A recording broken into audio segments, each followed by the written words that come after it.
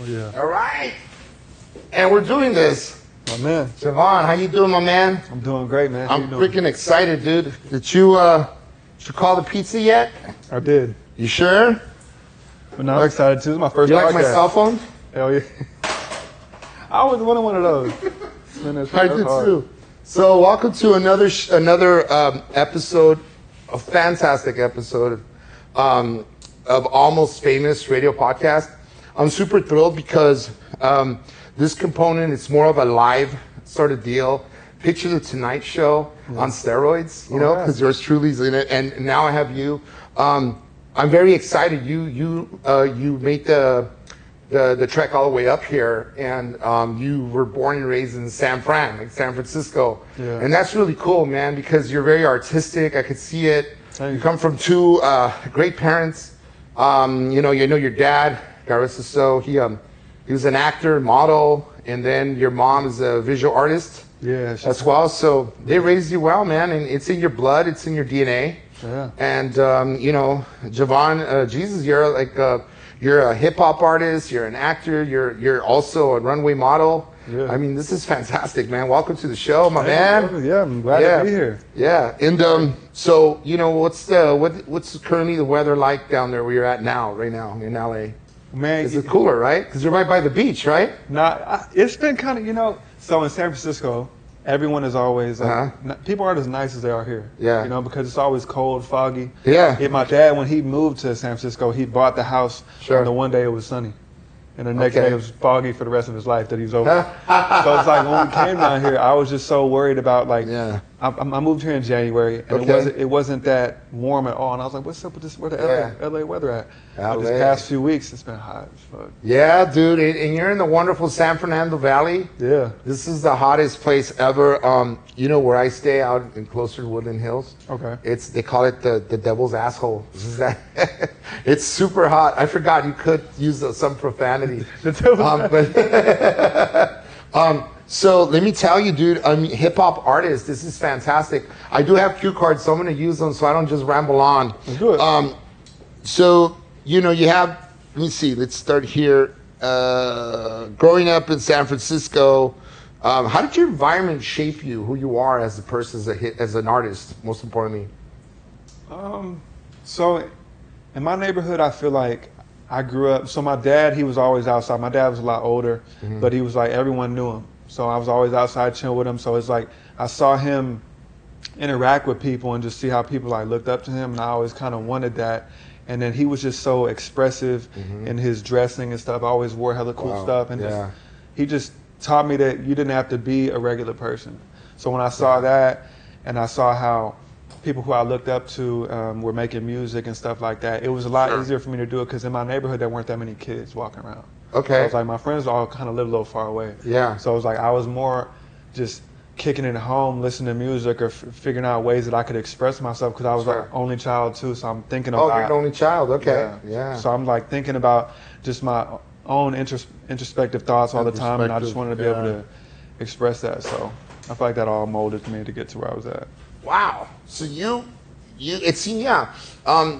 know, it's funny because many years ago, my sister passed away, God rest her soul, and so I, like you, had a lot of time to think about a lot of things, and you know what I wanted to dabble in. And there was so many things, but everything was artistic. Yeah. You know, I guess, and but that's cool. Like, what are some of the musical influences you had early on, that your pops turned you on to? Oh man, it's funny. I didn't even hear rap music till I was like 7 years old because my dad only played. He loved jazz. I just started to appreciate. Love jazz, bro. You know, at first I didn't get. I was like, because I needed to hear the vocals, but I started to get it now. But he put me on to them. People I liked that he played were Marvin Gaye, Ray Charles, Bill Withers. I really loved them. Bill Withers. And he knew everybody, so it was like my dad was friends with Sly Stone. You know who he is? He was my step uncle for a minute. What? And it's like. There were just so many people that my dad was friends with. Got a real rock star in here, man. Yeah, so he was hooking it up. So I was like, yeah, it's cool, man. Listened to these people, but also knew them. So it was cool to just have that. And then when I heard rap, I got onto XXXTentacion. He's my favorite artist. He's who made me even think about starting music. You kind of channel some of the look. Yeah, you get that a lot, huh? Yeah, well, especially because I did this project called Unknown Temptation because that's All what right, his cool. name means. Right, in English. And so I was like, I did Jocelyn Flores, one of his songs, with my own version, talking about my relationship with my dad. Mm-hmm. And then 2 other songs I felt were in the same vibe, and it was just like dedicating that to, For sure. Wow, that's super tight, man. And do you find like specifically jazz is great because it's almost like I call it gumbo soup because it's so improvised almost, but yet it's like it's almost like a harmonizing chaos. Yeah, that's the word, right? A bunch of things going on. It's like a lot going on, but it's so beautiful in that it sort of opens up so much in your brain. I feel like it really does. It touches you in so many ways, and I mean, talk about like geniuses in their own right. These guys, we're talking about. I love, I don't know if you knew this, but Jack Black was married into a jazz family. I didn't. Yeah. His wife, I can't remember that right off the top. It escapes me, but the family was with the whole jazz family. Yeah. And I grew up listening to Latin jazz, a lot of Latin jazz. So Pancho Sanchez was one of my favorite. Of course Santana, that's considered like a little bit of Latin jazz, and Malo and El Chicano, bands like that. They had like a Latin fusion, if you will, of sort of like jazz infused with rock and salsa. Yes, it's pretty. That's kind of what you get. But I'm interested, obviously, Jevon, that in your pursuit of the arts of here in the States, in Los Angeles, with relation to acting, what came first, like your hip hop career, the acting, and the modeling, or like what's come before, it's come after, and what do you? I know it's all expressive and creative, and it's all part of you. But what is your baby? What do you like most? I love music the most. Music. I love music is what I started doing, and then I thought that. Sorry, I gotta use my cards. No, y'all good. Go ahead. I thought acting would be cool because they could put a face to the music. Sure. And it's like, see me on, he makes music too? Yeah, and right. It was like my dad acted. He did more like Shakespeare plays and stuff. Yeah. He was going to be the main character in Superfly. What? But he didn't want to do it because he didn't want a drug dealer to be portrayed as the hero. Exactly. But it's like, I wanted to do it like him. So I just wanted to be anywhere in the arts that I could, but music, I love it. There's no greater feeling than when you're done with a song, you play it, and you're like, it almost takes over your body. Yeah, right? it's like a drug. It's like a new feeling. You can't get rid of it. It's a vice you're never gonna get rid of, dude. It's gonna run through your blood for like your veins forever. Man, I'm listening to you like 22. You're saying, right, like you're wise beyond your years, man. And a lot of that is your parents. Hell yeah, thank you, and you, man, and just never lose that footing, never lose that ground. Never. Always stay. Somebody once told me, you could keep your head in the clouds so long as you keep your feet on the ground. Like you could be in both places at one time, but it's nice to always be humble. And I think that's great. Good qualities, I'm sure your parents passed on down. Thank you. Visual artist, your mom. Yeah. Like, was there a lot of like, of that going on in the house? Like your mom, obviously that deals with expressions and deals with, you know what I mean? More of that, like what does something mean? Yeah. And that kind of thing.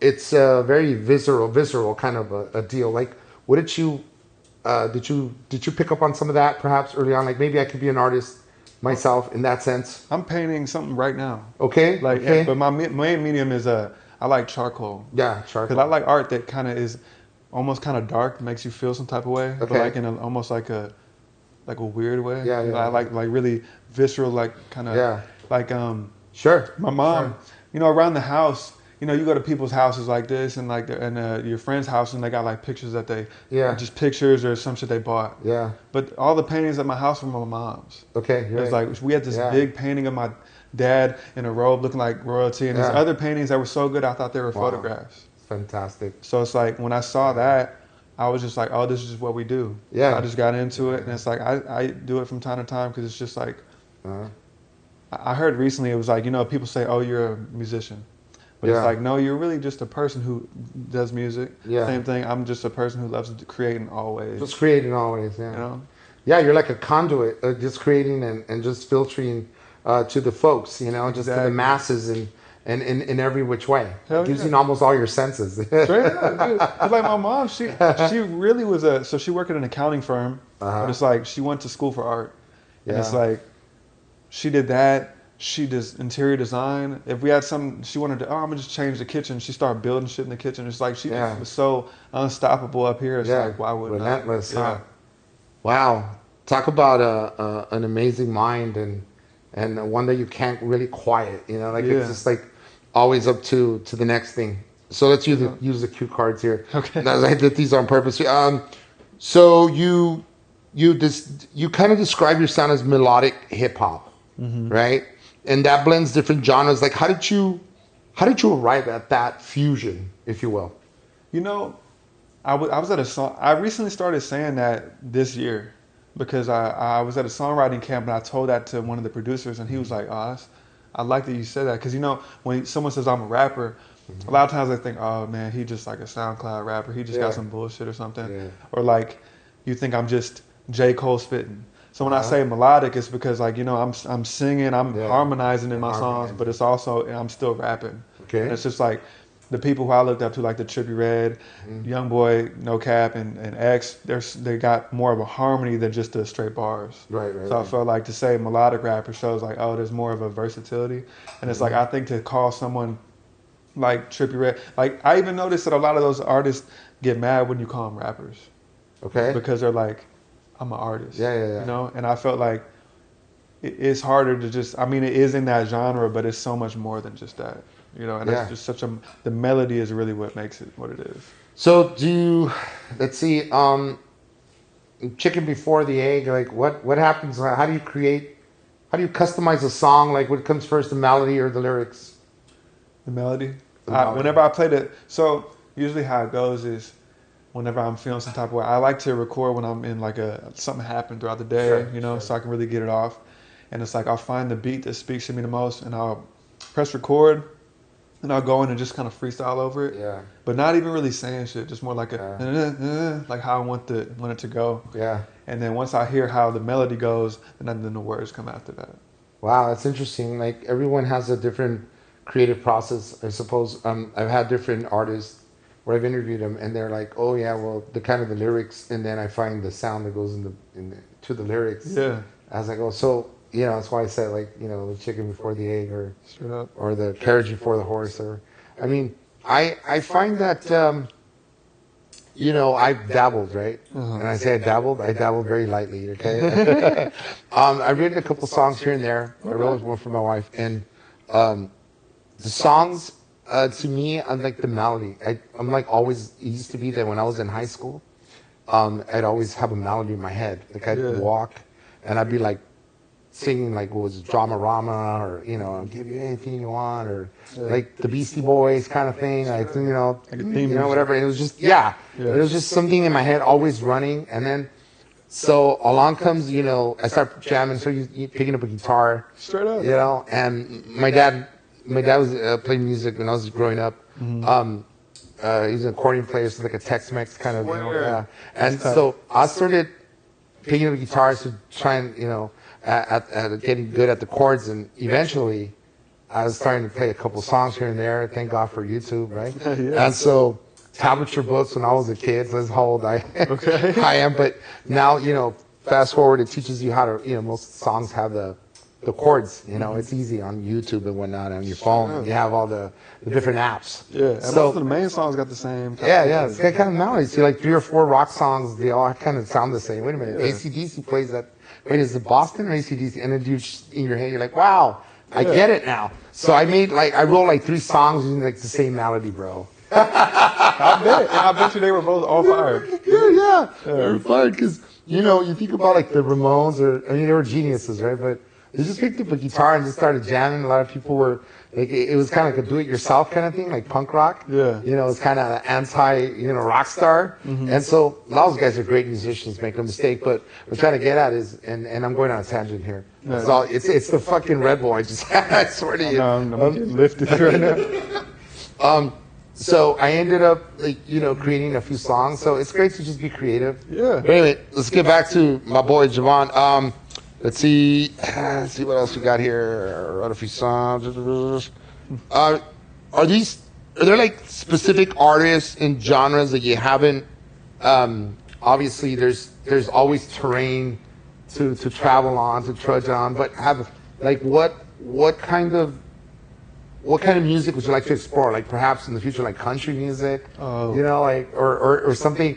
I mean, you can't really throw out the baby with the baby bath water quite yet, because you think about it, like it's like you know, it's a genre that a lot of people are dabbling. They're making it cool, like Jelly Roll.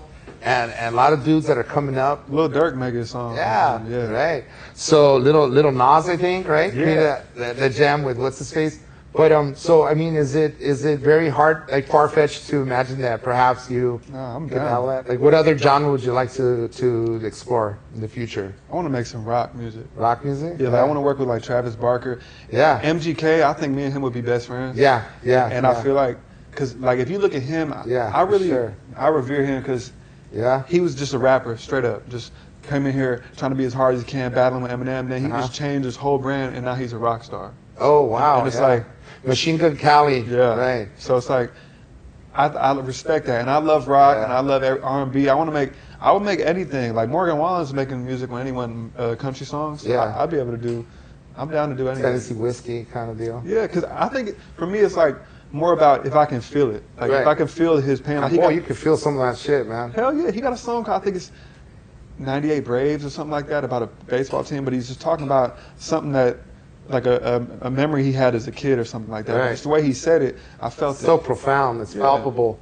Yeah, I think. Yeah, I pay reverence to that dude. I guess MGK, because I used to sort of like write him off as a one-hit wonder. Like this dude's just trying to get some clout. Straight up. And it's almost like, you know, the boxers or the YouTuber boxers now, they're like, you know, they really like up their game, and other real boxers. Yeah. So in the same like manner, you can't just write people off and dismiss them. I think MGK has really proven that he was really a real musician. I saw some of the documentary something on him. Like that dude is really about the music. It wasn't just about clout. Like he's really, he is. Play all the instruments and shit too. Yeah. Now he's dancing. I'm like, yo. Wow. Do your thing, bro. Yeah, and at the end of the day, it's like we're living in the day and age where we could totally not limit ourselves as far as, you know, creatively. Yeah. Like, why not cross over and do crossovers in different genres if that's what we listen to now? I mean, you know what I mean? Like, there used to be that. Like when I grew up, it was like if you're heavy metal, you had long hair, you kind of like, right? Stoner, rocker, but there's no such thing now. Nowadays, there's people that like rock that are into like hip hop all the way, you know, and it's a cool thing to just meld all these music together. Who knows what we're gonna come up with, man? Straight up, just I think it's great. Yeah, I love it, bro. I like your vibe, dude. I really do. Bro, awesome, cool. Jevon. You're a rock star. And how do you balance like storytelling? Because I know you dabble in acting and that sort of thing. Mm-hmm. And how do you like balance all the different things that you do, like the acting, the modeling, the music? How do you find time to sleep? I don't really sleep that much. You don't? I stay up I go to sleep like 5 a.m. every day.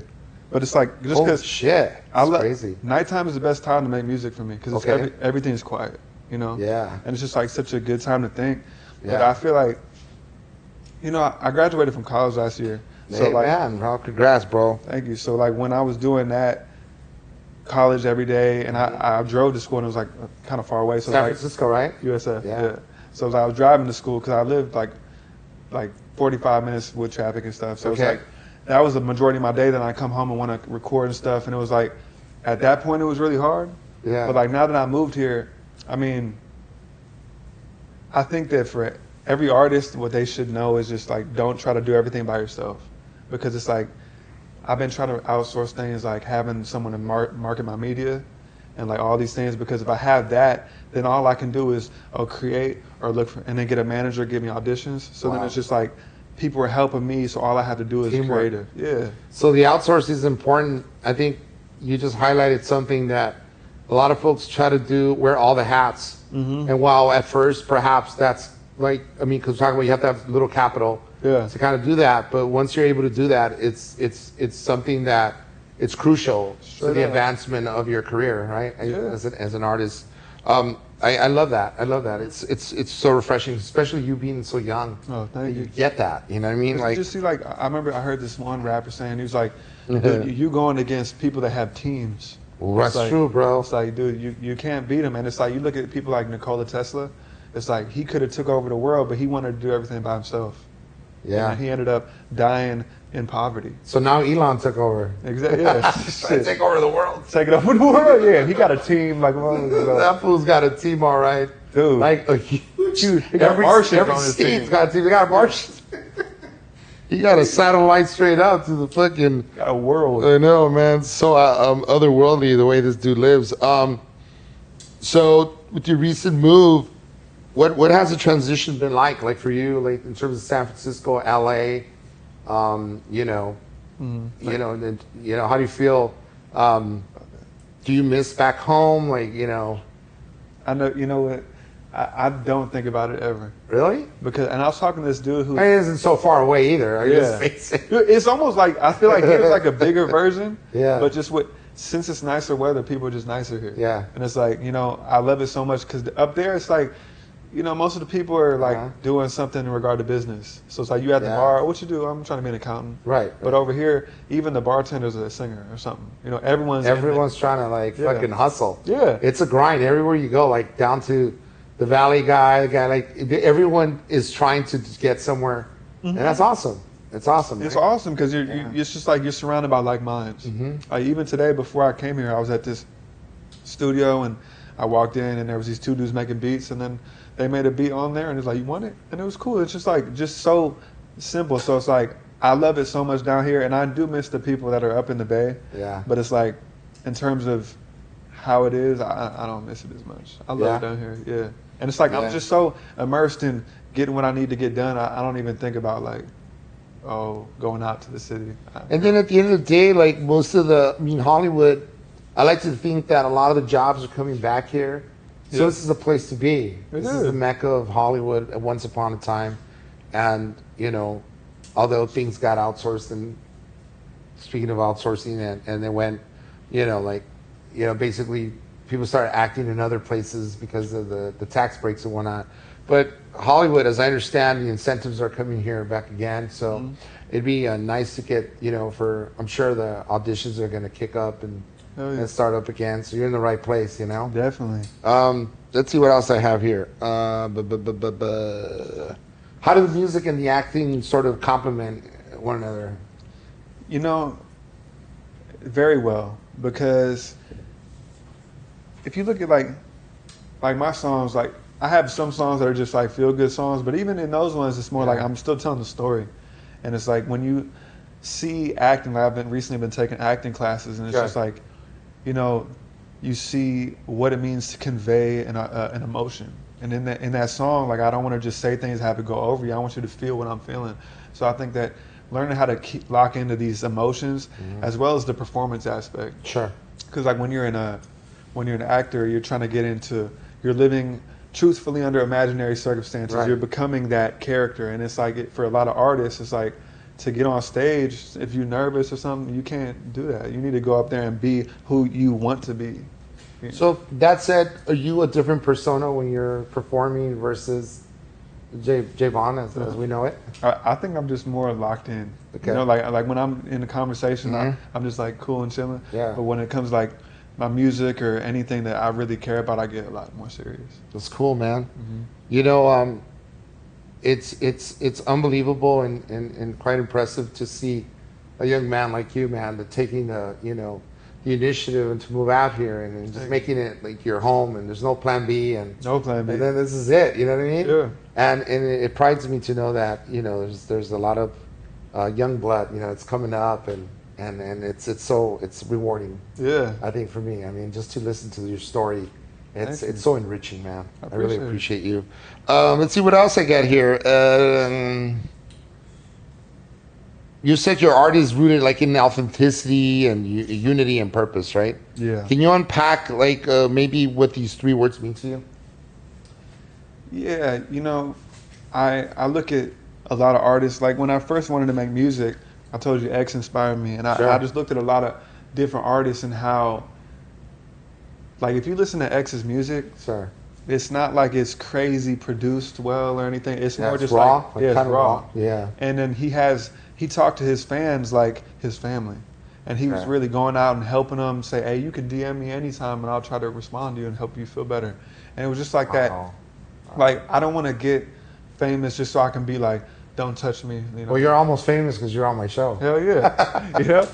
So it's like, I don't want to just be one of those guys that's like don't touch me or, Right, you right. know what I mean? I want to Yeah. be part Like, of the community. Like, you know, you're right. So so the accessibility's got to be there, you know, Yeah. because then people know you're real, and it's not like you're a star like in the olden days, Yeah. where you have bodyguards around and nobody could touch you, and you're holier than thou kind of thing. Yeah, Yeah, because I want them to be, I want to be hope for people like me. You know, and like a year ago, a couple years ago, I'm sitting in my room looking at the ceiling, wondering if I wanted to keep on going, like just in life. Wow. So it's like, and then I seen people who I'm like, you know what, I can get into that same position. So I want to be that hope to, I was here and I got here, and I want to have everyone who listens to me unite and be able to get there too. Because it's Wow. more than just being famous. It's about getting that level of consciousness where you believe in yourself. Because a lot of people don't believe in themselves. So you're very cognizant. You're always in the moment. It seems I'm trying. you're always in the moment, and